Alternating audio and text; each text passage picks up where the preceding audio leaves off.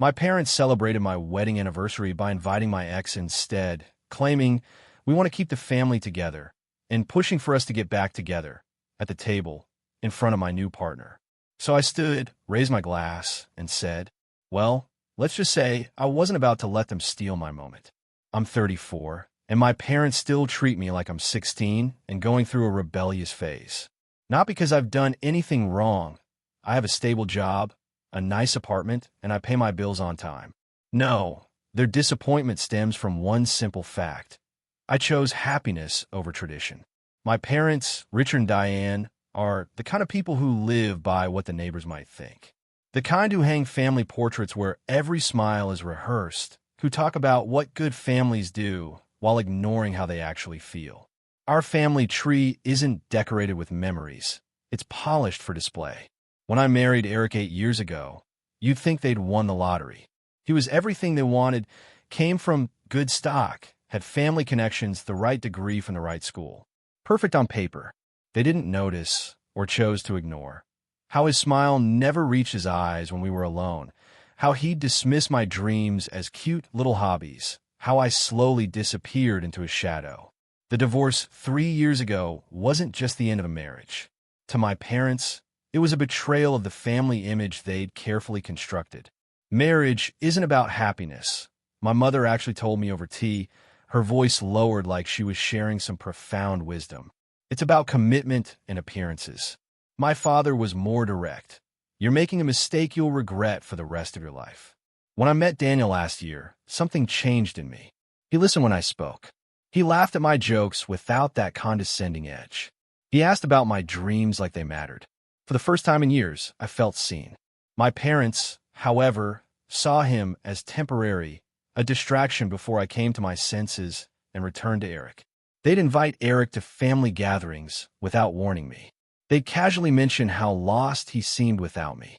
They'd show me pictures of him with my cousin's children, sighing about what a natural father he would have been. Each comment, each hint, each manipulation was a small cut, but I bandaged myself up and moved forward anyway. I thought they were starting to accept reality when they called about throwing a small dinner for our anniversary, Daniel's and mine, celebrating 1 year together. We want to get to know him better, my mother insisted, her voice almost convincing. I should have known better. I should have recognized the too perfect tone, the way my father cleared his throat in the background, the sound he makes when he's planning something. But I didn't. I walked right into their carefully laid trap, holding Daniel's hand, thinking finally they were ready to accept that I had moved on, that I had found real happiness, that I had chosen myself. I couldn't have been more wrong. Growing up, our home was like a museum, beautiful to look at but don't touch anything. My parents built their world around what things appear to be rather than what they were. My mother was the curator of our family image, always arranging us just so. Smile wider. She'd whisper through clenched teeth at family gatherings. Stand up straight. My father would mutter under his breath at church. When I met Eric in college, they practically pushed me down the aisle. He checked all their boxes, came from money, belonged to the right clubs, knew which fork to use at dinner. The wedding was less about our love and more about merging family legacies. 300 guests, most of whom I barely knew. My mother spent more time arguing with the florist about the exact shade of white for the roses than she did asking if I was happy. The cracks started showing early. Eric and I were roommates more than partners. He worked late. I threw myself into my career, and we existed in parallel, rarely intersecting except for family dinners where we'd perform the role of devoted couple. My parents would beam with pride as Eric discussed investments with my father or helped my mother plan charity galas. What they didn't see were the silent car rides home, the separate bedrooms we eventually moved into, the quiet desperation I felt every morning looking in the mirror at a woman I barely recognized. When I finally gathered the courage to leave, you'd think I'd announced I was joining a cult. My mother locked herself in her bedroom for 2 days. My father paced the living room, repeating, "What will we tell people?" like a broken record. Not once did either of them ask if I was okay. The divorce was quick, but the aftermath was endless. Family events became battlegrounds of passive aggression. "Jennifer looks so thin," my mother would say loudly to my aunt. Divorce stress, I suppose. My father would corner me at holidays with investment opportunities Eric had mentioned to him, as if they were still in contact, as if this was normal. They kept his Christmas stocking hanging in their house. They displayed our wedding photo long after I'd packed mine away. When I asked them to stop, my mother's eyes would well up with practiced tears. "He was family," she'd say. "Just because you've given up doesn't mean we have to." Then came Daniel. We met at a bookstore. He was reading my favorite author. No family connections, no prestigious background, just genuine warmth that felt like coming home.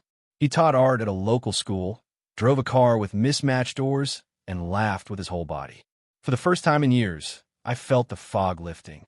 My parents were civil when they met him, civil in that icy, evaluating way that made it clear he was being measured and found wanting. My mother's smile never reached her eyes. My father barely engaged beyond basic pleasantries. At dinner, they asked about his career prospects with thinly veiled disdain, as if teaching children to create beauty was somehow lesser than Eric's soul-crushing corporate job. Behind closed doors, the campaign began. "He seems nice," my mother would say, the word nice hanging in the air like something distasteful. "But is this really a long-term situation?" My father was less subtle. "You had stability with Eric. Security. What can this teacher offer you that compares?"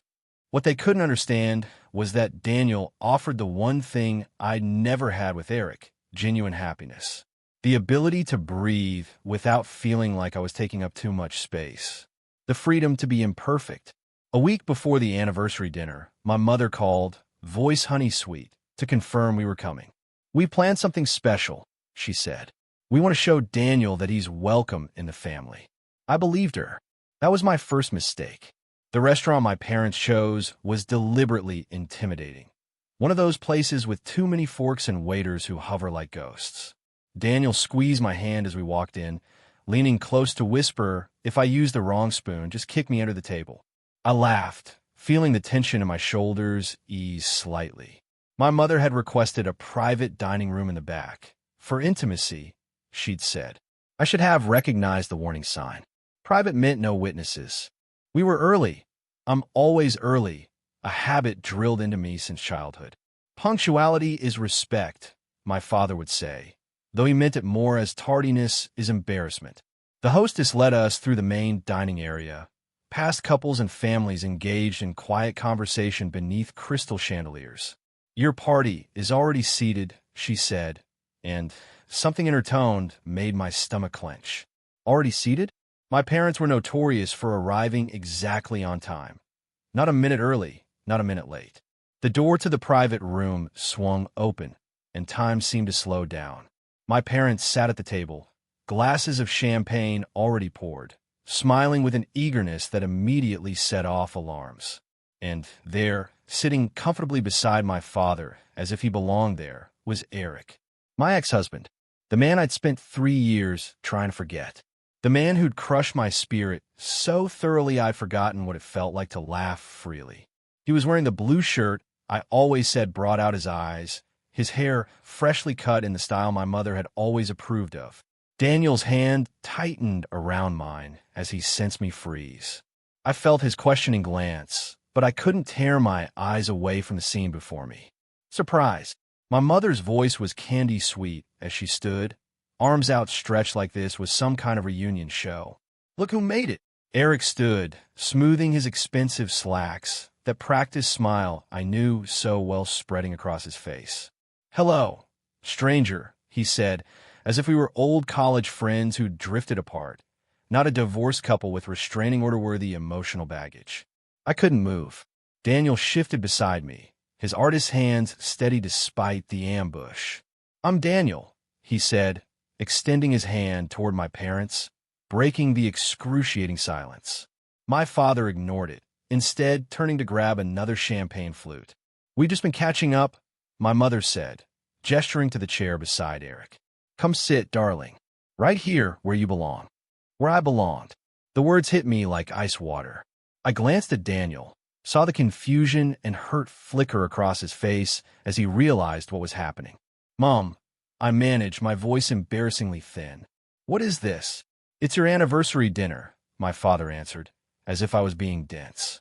"It's been exactly 3 years since you and Eric separated. We thought it was time to heal old wounds." Heal old. I stopped, my throat closing. "This is my anniversary with Daniel. 1 year." My mother's smile didn't waver. "Oh, I know you've been spending time with Daniel." She said his name like it was a phase, a hobby I'd picked up and would soon discard. "But family is forever, darling. And Eric is family." Eric had the decency to look slightly uncomfortable, but not uncomfortable enough to leave. He patted the chair beside him. "It's just dinner," he said smoothly. "For old time's sake." I watched as my mother poured him more champagne, the same special vintage they'd serve at our wedding. I saw the way my father clapped him on the shoulder, a gesture of affection he'd never once shown Daniel. I noticed the table setting, only 4 places, as if Daniel was an afterthought, a temporary inconvenience they needed to endure. I brought some photos, my mother continued, oblivious to, or perhaps enjoying my distress. She pulled out an album, our wedding album, and placed it on the table. "Remember how beautiful that day was? Everyone said you were the most radiant bride they'd ever seen." Daniel shifted his weight beside me, his breathing measured and slow. I could feel the hurt radiating from him, the sheer disrespect landing like physical blows. But he stayed, his hand still holding mine, his presence solid despite being treated like he was invisible. "We've been talking," my father said, leaning forward conspiratorially, "and Eric's firm is expanding. They're opening that new branch in the city, and he'll be heading it up. Vice President of Operations." He said this while looking directly at Daniel, the implication clear. "What can you offer her compared to this?" "The house next to us is going on the market next month," my mother added, her eyes gleaming. "Wouldn't it be wonderful if you two could buy it? We could be neighbors. One big happy family again." It was like watching a car crash in slow motion. The deliberate dismantling of my choices, the casual erasure of my happiness, all wrapped in a veneer of loving concern.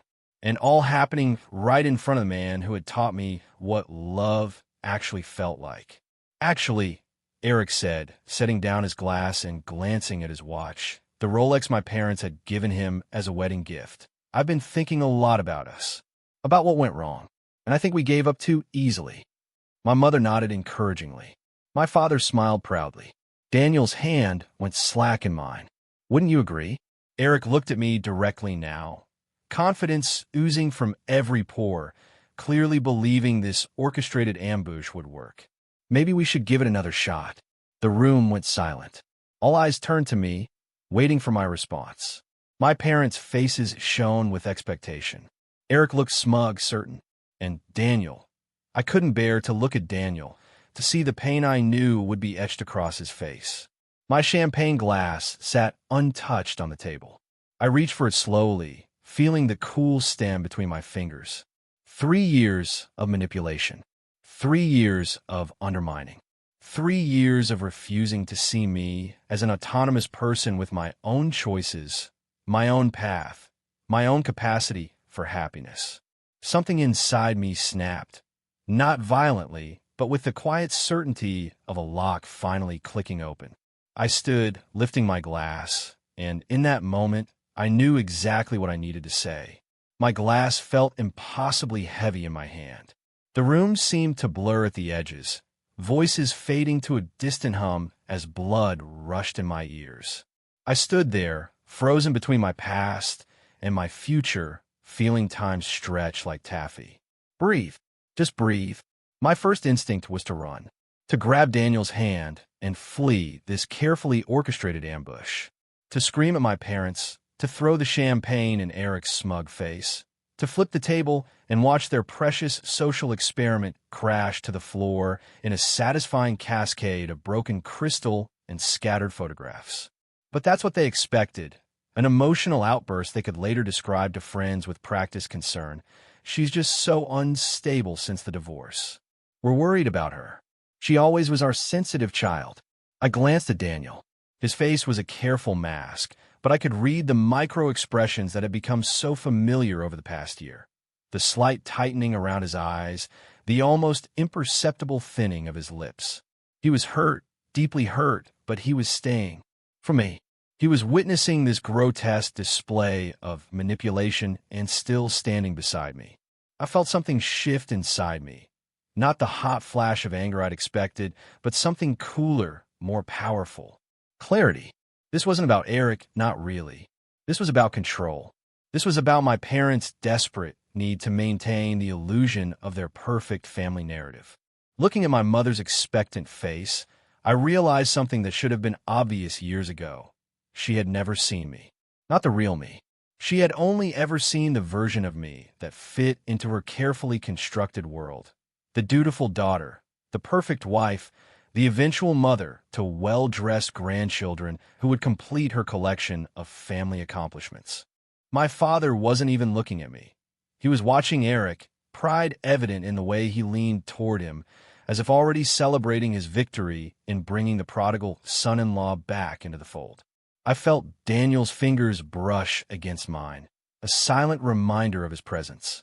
I remembered our first date, how he'd asked me what I wanted in life. Not what I did for a living or where I saw my career going, but what I wanted. No one had ever asked me that before. Not my parents. Not Eric. Just Daniel, with his mismatched socks and his genuine interest in who I really was. The weight of years of silent compliance pressed down on me. Years of showing up at family events with the right smile, the right clothes, the right responses. Years of shrinking myself to fit into spaces that were never designed for me to grow. I'm done, I thought, the realization washing over me like cool water. I'm done apologizing for my happiness. My mother must have mistaken my silence for hesitation because she leaned forward, her voice dropping to that conspiratorial tone she used when she thought she was being helpful. Darling, we know you've been confused.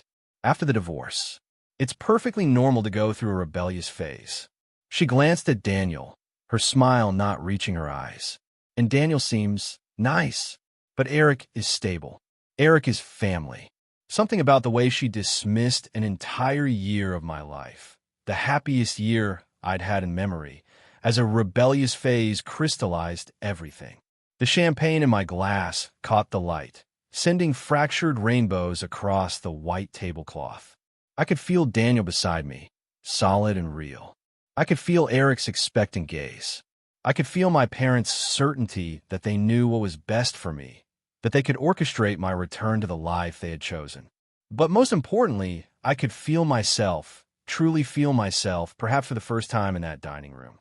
Not as their daughter, not as Eric's ex-wife, not as Daniel's girlfriend, but as me, a person with the right to choose her own happiness, even if that choice didn't make for a convenient family narrative. I took a small step forward, glass still in hand. The room seemed to hold its breath. My mother's smile faltered ever so slightly. My father straightened in his chair. Eric's confident expression wavered around the edges as he caught something in my eyes he hadn't seen before. Daniel remained silent beside me, but I felt his presence like a warm current, supporting without controlling, loving without demanding. The contrast between his quiet strength and the suffocating expectations surrounding me couldn't have been more stark. I raised my glass a fraction higher, the movement deliberate, controlled. The champagne caught the light again, and in those fractured rainbows, I saw every moment that had led me here, every compromise, every silent acceptance, every time I had chosen their happiness over my own. Not anymore. I'd like to make a toast. My voice surprised even me. Clear, steady, almost musical. The room fell into an expectant hush. My mother's smile widened with approval, no doubt anticipating some gracious acknowledgement of their efforts, some capitulation to their grand design. I let my gaze travel slowly around the table, making deliberate eye contact with each of them. My father, already reaching for his glass, eager for this performance of family unity. Eric, leaning back with that familiar self-satisfied smile, as if my return to him was inevitable. My mother, practically vibrating with anticipation, her carefully manicured nails tapping lightly against her flute. And Daniel, steady, patient Daniel, watching me with quiet trust, even now. First, I began, my voice carrying easily in the hushed room. I want to thank my parents for this illuminating evening." My mother nodded encouragingly, missing the edge in my tone. It's not every day that someone gets to witness such a perfect demonstration of exactly why they left their marriage. I tilted my glass slightly toward Eric, whose smile froze on his face. Or such a comprehensive reminder of why they keep their distance from family. The temperature in the room seemed to drop 10 degrees. My father's hand stilled on his glass. My mother's smile collapsed like a souffle. "When I walked in tonight and saw you sitting here," I continued, looking directly at Eric, "I felt something I haven't felt in years. Not love, not regret, just pity." Eric's jaw tightened, that familiar muscle working in his cheek, the same tell he'd had when I finally asked for a divorce. "Pity that you still think you're entitled to my time, my attention, my life, when you never actually wanted me. You wanted the version of me that made you look good at company parties. The version that laughed at your jokes and never outshined you and fit perfectly into your future plans." I turned to my parents, keeping my glass steadily raised. "And I pity you both, truly, that you're so afraid of what people might say, so terrified of a narrative you can't control, that you'd sabotage your own daughter's happiness." My mother's face paled. "That's not what. It's exactly what this is." I cut her off, my voice still eerily calm. "This isn't love. This is manipulation dressed up as concern. This is control disguised as tradition." I felt Daniel shift beside me, his hand finding the small of my back, not pulling me away, not trying to stop me, just there, supporting. "For 34 years, I've twisted myself into shapes that pleased you. I've silenced my voice, ignored my instincts, and betrayed myself, all to avoid disappointing you. And you know what I've realized?" I set my untouched champagne down with a soft, definitive click. It was never going to be enough. I was never going to be enough, not as I am, only as you wanted me to be. My father cleared his throat, that familiar sound that had always silenced me as a child. But this time I didn't stop. "So here's my toast." I reached for Daniel's hand, intertwining our fingers. "To boundaries, to choices, to happiness that doesn't require anyone's approval but my own." I looked at Daniel, at his steady gaze that had never once asked me to be anything but exactly who I am. And to the family we choose, the ones who love us as we are, not as they wish we would be. With my free hand, I picked up the wedding album my mother had so carefully placed on the table. I slid it gently toward her, the gesture more powerful than if I'd thrown it. "Keep your memories, Mom. I'm making new ones." I turned to Eric, who was now struggling to maintain his composure, the mask of confidence slipping to reveal the insecurity beneath. "I wish you well, Eric. I really do. But whatever future you're building, I won't be in it." And finally, to my father, whose face had hardened into that familiar, disapproving stone. "Dad, I've spent my whole life trying to earn the love that should have been freely given. I'm done trying." I reached for Daniel's hand again, feeling the warmth of his fingers as they closed around mine. "We won't be staying for dinner. But thank you, truly, for making everything so incredibly clear." As we turned to leave, my mother found her voice. "You're making a mistake," she said, her words sharp with panic. "You're throwing away everything we've built for you." I paused at the door, looking back one last time. "That's the thing, Mom. You built it for me, not with me. And it was never my home, just a beautiful cage." The door closed behind us with a soft click, not a slam, not a bang. Just the quiet, definitive sound of a chapter ending. In the warm glow of the restaurant's main dining room, surrounded by the gentle murmur of ordinary conversations and clinking glasses, Daniel stopped. He didn't ask if I was okay, didn't question my decision. He simply looked at me with a mixture of pride and concern that made my heart swell. "That," he said quietly, "was the bravest thing I've ever seen." And for the first time that evening, I smiled. A real smile, not the polished, practiced one I'd worn like armor my entire life. "Let's go home," I said, the word home tasting different on my tongue. Not a place defined by addresses or appearances, but a feeling. Safety, acceptance, love. As we stepped into the cool evening air, I felt lighter than I had in years, as if I'd set down a burden I hadn't even realized I'd been carrying. Behind us, in that private dining room, sat the ruins of someone else's plans for my life. Ahead of us stretched the undefined, unscripted future we would build together. Messy, imperfect, and entirely our own. We didn't talk in a car. Daniel drove, one hand on the wheel, the other holding mine across the center console. The city lights blurred past the windows, each one taking me further from that suffocating dining room, from the life others had scripted for me. When we finally reached my apartment, Daniel turned to me. "Do you want me to stay, or do you need space?" It was such a simple question, but so profound in its respect for my needs. No assumptions, no expectations, just concern. "Stay," I said, my voice barely above a whisper. "Please." That night, we sat on my balcony watching the city lights, sharing a bottle of wine that tasted infinitely better than the expensive champagne I'd left untouched. I waited for regret to hit me, for the familiar guilt to creep in. It didn't come. I keep expecting to feel bad. I confessed, wrapping my cardigan tighter around my shoulders. But I don't. I feel light. Daniel nodded, his eyes reflecting the distant city glow. Sometimes the hardest boundaries to set are the ones we need the most. My phone had been buzzing incessantly since we left the restaurant. I finally turned it off completely, unwilling to let their reactions infiltrate this moment of peace.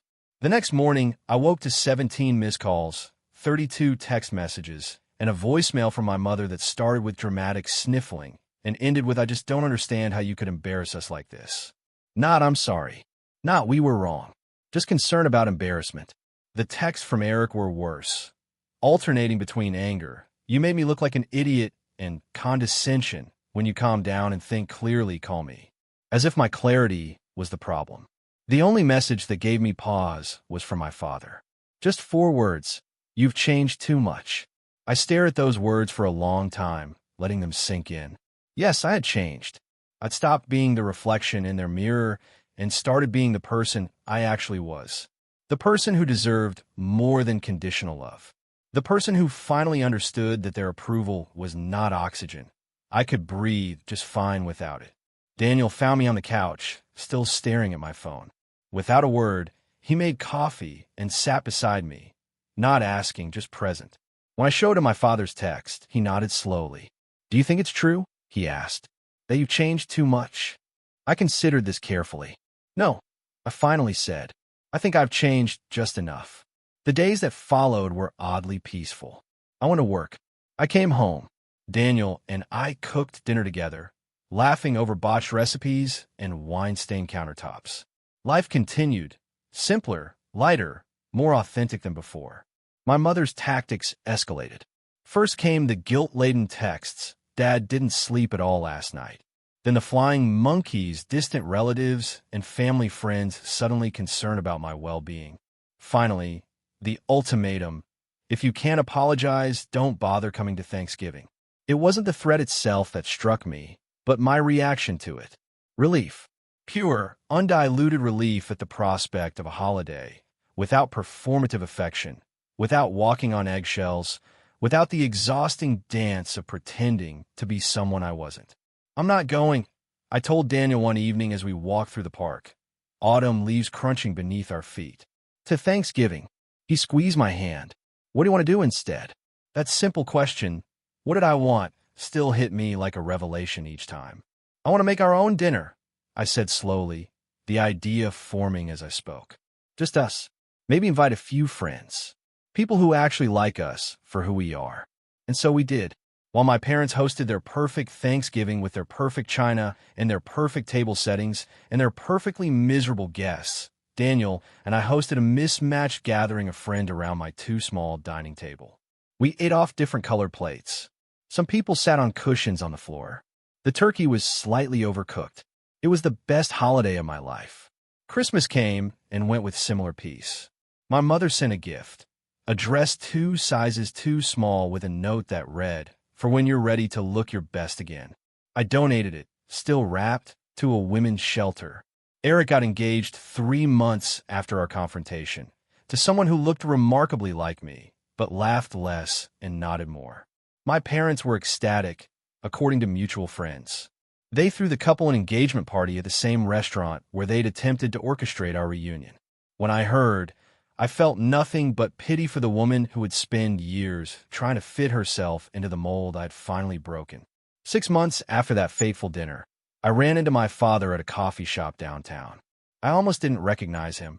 He looked older somehow, diminished without his usual audience. He saw me at the same moment I saw him, his eyes widening in surprise. For a long, uncomfortable moment, we just stared at each other across the bustling space. Then, slowly, he nodded, not a greeting exactly, but an acknowledgement. I nodded back before turning away, neither of us attempting to bridge the distance. It wasn't forgiveness. It wasn't reconciliation. But it was something, a mutual recognition that the old patterns were broken beyond repair. That we were both walking different paths now. On my first anniversary with Daniel, our real anniversary, he proposed. Not with a flashy diamond or a public spectacle, but with a simple question asked on a random Tuesday morning as we brushed our teeth side by side. "Want to build a life together?" he asked through a mouthful of toothpaste, his eyes meeting mine in the bathroom mirror. "For real? Officially?" I laughed, spitting into the sink. "Is this a proposal?" He rinsed his mouth, then turned to me, suddenly serious. "Yes, because I love who you are, not who you might become or who you used to be. Just you right now, toothpaste on your chin and all." I said yes in that unremarkable bathroom, in my old t-shirt and messy hair, feeling more seen and valued than I ever had in the perfect settings of my previous life. We didn't invite my parents to the wedding. It was a small ceremony in a sculpture garden, with mismatched chairs and wildflowers and vows we wrote ourselves. No template, no tradition, just us creating something new together. As I walked toward Daniel that day, I realized something profound. The happiest moments of my life had come after I stopped trying to be happy on other people's terms. It's been 2 years since that dinner party now. 2 years of building boundaries, of finding my voice, of learning that family isn't always blood. Sometimes it's the people who help you become more yourself, not less. I still get messages from my mother occasionally. The latest one arrived yesterday. "We miss who you used to be." I didn't respond, but I thought about it as I watered the plants on our balcony, as I graded papers for my new teaching position, as I prepared dinner for the small gathering of friends coming over that evening. I don't miss who I used to be at all. Sometimes the bravest thing isn't staying and fighting. It's recognizing when a door needs to close so that you can finally see all the windows that have been open all along. So, was I the a-hole for calling them out at the table? For finally choosing my own happiness over their comfort? Have you ever had to stand up to family